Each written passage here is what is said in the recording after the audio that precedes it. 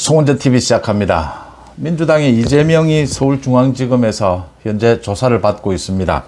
대장동 비리와 관련해서 조사를 받고 있는데, 조사를 받기 전에 33쪽의 진술서, 이 진술서를 언론에 공개를 했습니다. 공개를 하고 난 뒤에는 거의 묵비권을 행사하고 있습니다. 예상한 대로입니다. 이렇게 되면 오늘 내일까지 계속 조사를 할 필요도 없고 또 의미도 없습니다. 위례를 비롯해서 대장동 개발에 대해서 검찰이 많은 준비를 해서 방대합니다, 이 내용 자체가. 그런데 이재명이 이렇게 진술을 거의 하지 않게 되면 조사를 더 이상 하는 것이 의미가 없다라는 것입니다. 검찰은 아마 오늘 이재명에 대한 이 조사를 끝으로 해서 이재명의 이 대장동 비리, 또 성남FC 비리, 그러니까 가장 굵직한 것은 성남FC는 제3자 뇌물입니다. 이 대장동 관련해서는 배임입니다. 배임. 현재로서는 배임, 이 혐의로 구속영장을 청구를 하고 국회에 체포동의안을 보낼 것으로 예상이 됩니다. 그러면 한동훈 장관이 국회에 나와서 이재명의 성남FC와 대장동 비리에 대해서 국민들에게 소상히 설명을 하고 그 비리 혐의에 대해서 체포동의안에 대한 표결이 있을 것으로 보입니다. 이렇게 이재명에 대해서 그 다음 이어서는 기소를 하는 이런 순서가 예상이 됩니다. 이재명이 오늘 33쪽의 진술서를 모두 공개를 했는데 거의 다 거짓말입니다. 거의 다 자신은 몰랐답니다. 또 그 다음 또 거짓서로 선전선동을 하는 교묘한 거짓말이 또 나왔는데, 이게 이번에 처음 나온 것이 아니고 계속해서, 저도 여러 번 말씀을 드렸는데, 계속해서 하는 교묘한 거짓말입니다. 물타기입니다. 그러니까 성남FC 관련해서는 이재명이 계속 경남FC도 이렇게 후원금을 받았다, 경남도에서. 그런데 왜 우리 성남FC만 제3자 뇌물이라고 하느냐, 이렇게 주장을 합니다. 얼핏 들으면 전국의 지자체가 다 프로축구단을 운영하는 지자체마다 이렇게 협찬금을 받았는데 이재명만 문제를 삼느냐라고 들릴 수도 있습니다. 또 이번 대장동 개발, 대장동 비리와 관련해서는 이재명이 계속 이야기해 온 겁니다. 지난해에 국정감사장에서도 그랬고, 부산에 LCT 개발이 있습니다.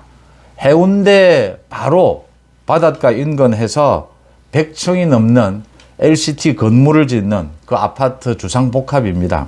그 개발도 있는데 그 개발은 엄청난 많은 특혜를 줘서 그 개발이 이루어졌다. 그런데 이익 환수가, 공익 환수가 1원도 되지 않았다. 자신은 대장동 개발로 1,800억 원의 공익 환수를 했다. 그런데 왜 내만 문제를 삼느냐, 이겁니다. 왜 나만 갖고 그래, 이런 식입니다. 이 얼핏 들으면 LCT 개발 부산시에서 했는데 LCT 개발도 문제가 많다라고 했는데 또 많은 사람이 잡혀 들어갔습니다. 왜 이재명의 대장동 비리만 문제 삼느냐, 그렇게 생각할 수 있습니다. 홍준표 경남FC 부분도 왜 이재명만 문제 삼느냐, 이렇게 할 수도 있습니다. 그런데 이재명이 이런 주장들은 법률 전문가에게는 전혀 통하지 않는 겁니다. 검사, 변호사들, 법률을 전문으로 한 사람들은 이거 금방 보면 이재명의 주장이 말도 안 된다라는 걸 금방 압니다. 그런데 일반인의 경우에는 이걸 자세히 알 수는 없고 또 자세히 들여다볼 그럴 기회도 없기 때문에 이재명이 이렇게 교묘하게 거짓말을 하고 물타기를 한다라고 하는 겁니다.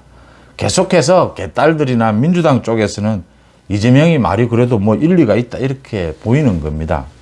이게 전혀 관계가 없는, 제가 여러 번 이걸 말씀을 드렸습니다. 완전히 거짓말입니다, 이건.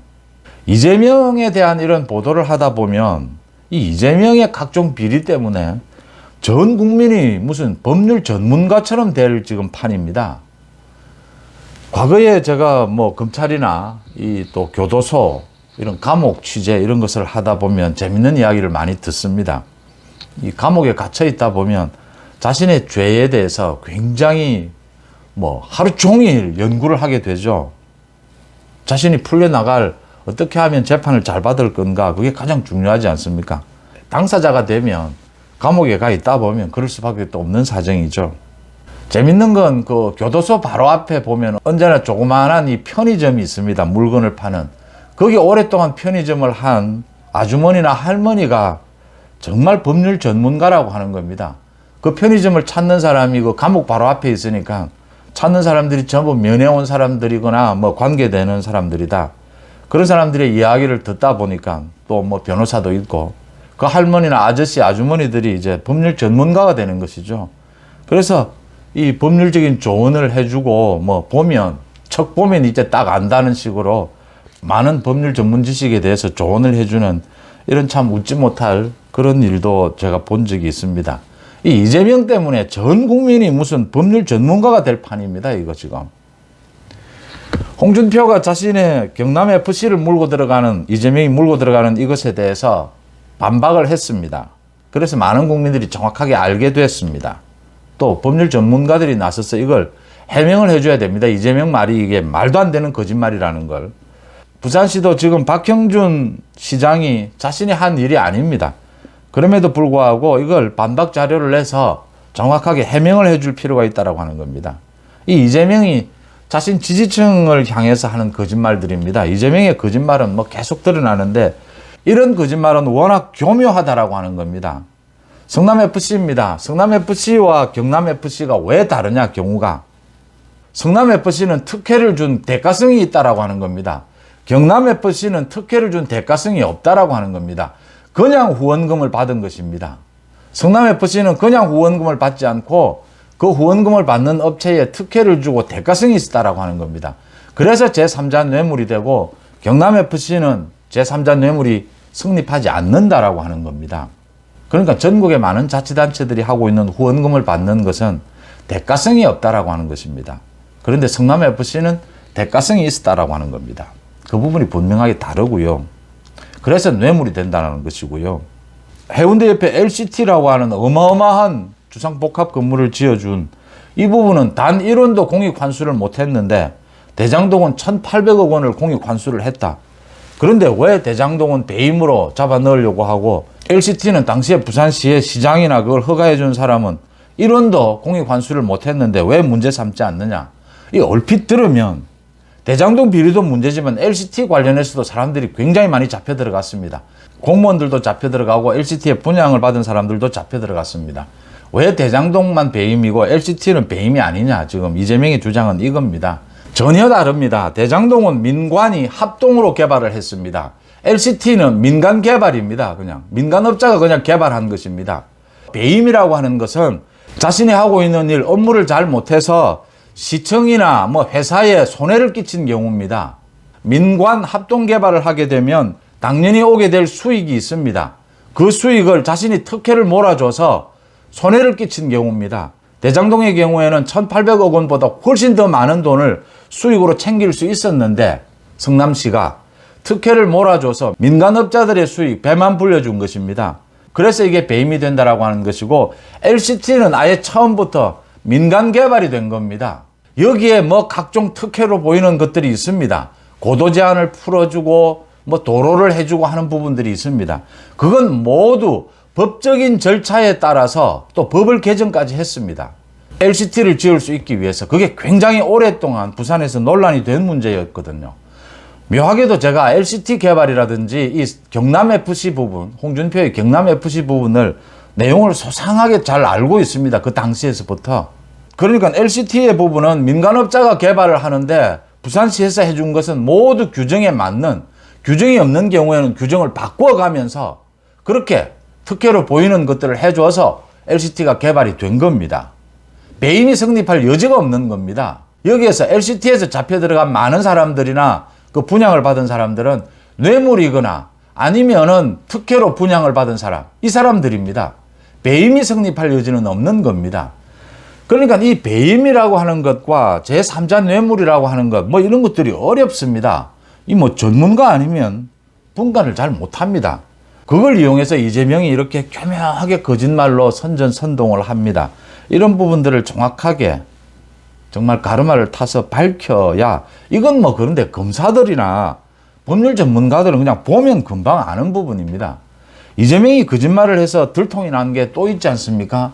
최근에 자기 그 성남 FC 관련해서 경찰이 3년 동안 수사를 하다가 무혐의 처분을 했다.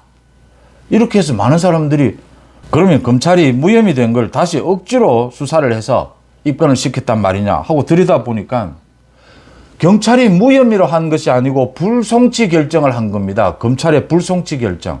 불송치 결정은 이의제기가 있으면 다시 수사를 해야 합니다. 그래서 다시 수사한 겁니다. 이의제기가 있어서. 이 경찰의 불송치 결정과 검찰의 불기소 처분은 전혀 다른 겁니다. 검찰의 불기소 처분은 무혐의입니다. 그런데 불송치 결정은 앞으로 수사할 게 더 남아 있다든지 뭐 여러 가지 문제가 있을 경우에 수사가 중단이 되는 것에 불과합니다. 이재명이 그것을 자신도 법률 전문가면서 뻔하게 알고 있으면서 이렇게 거짓말을 합니다. 일반인들은 잘 모를 거라고 생각하고 거짓으로 선전선동을 하는 겁니다. 성남FC 마찬가지로 홍준표의 경남FC와 같은 것이다. 또 대장동 마찬가지로 부산의 LCT와 같은 것이다. 이렇게 또 거짓 선전선동을 합니다. 법률 전문가들이 또 당시에 경남도지사였던 홍준표가 그랬듯이 지금의 부산시에서도 이런 이재명의 거짓말 이 부분은 그게 사실이 아니다라는 걸 밝혀줄 필요가 있습니다. 참 이재명 때문에 오랫동안 몇 년 동안 국민 전부가 법률 전문가가 돼야 되는 이런 판이 됐습니다. 이재명은 아마 오늘 밤 늦게까지 조사를 받고 난 뒤에 검찰에 의해서 구속영장이 청구될 것으로 보입니다. 송은재TV 마칩니다. 고맙습니다.